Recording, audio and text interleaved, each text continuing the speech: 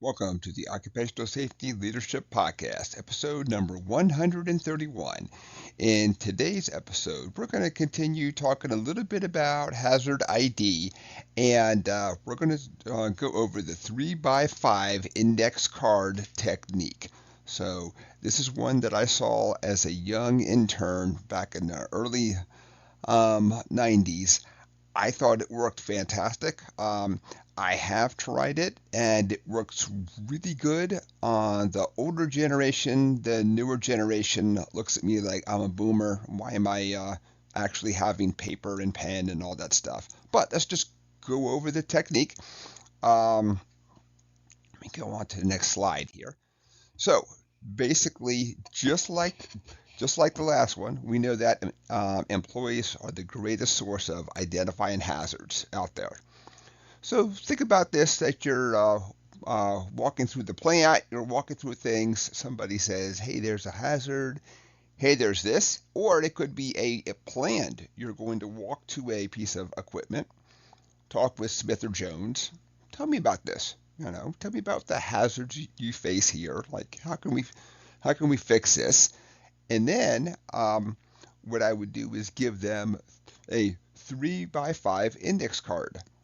And on the front, or, well, there actually is no front, but on one side, what I would say is, tell me the hazards of this machine. And of course, like they'd have to say, hey, this is a press and it's operator, um, 3, and then so on one side, a little bit about the equipment and the hazards, and then on the back side, how to fix that hazard. I found that it was really rare that a person did not know how to fix the hazard. So a lot of people, it appears to me at least, know how to fix the hazard, and maybe they're not sure how to bring it up. Quite possibly they've been beaten down in life and they've been told that, nope, your job is to work. Your job is not to start looking for problems. Your job is not to start solving problems. So there's a number of different reasons why that a person knows the hazards, knows how to fix the hazards, and doesn't do anything about it. It could be that are dragging in knowledge from other companies where maybe not the same technique, but something was brought up and they saw that it was squashed. Quite possibly it was not acted on, or even worse, the company said, "Yeah, we'll fix it," and then never did anything about it. So there's a lot of different reasons why that these are not done.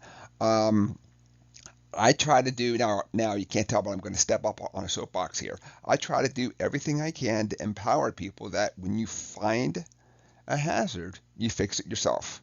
And you can't fix it yourself, you get with me, your supervisor, you get with somebody, and then we sit down and solve it. A lot of folks know exactly how to go back and fix it.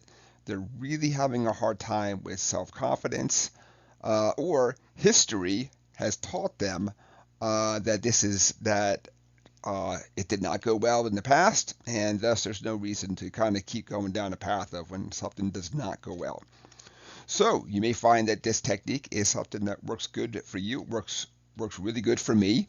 Um, a lot of the younger people, of course, will say things like, "But I just told you what the issue is." So they're not into the pen and paper as much as the us old timers. Um, but you may find some other techniques.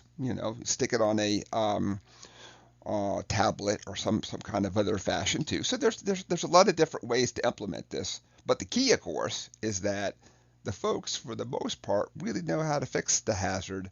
We want to empower them to fix the hazard and make it better for everybody out there. So that's today's short and sweet episode. So, episode 131, we continue talking about hazard identification. And in this one, we specifically talked about the 3 by 5 index card technique. Uh, Obviously, you could call this almost anything out there.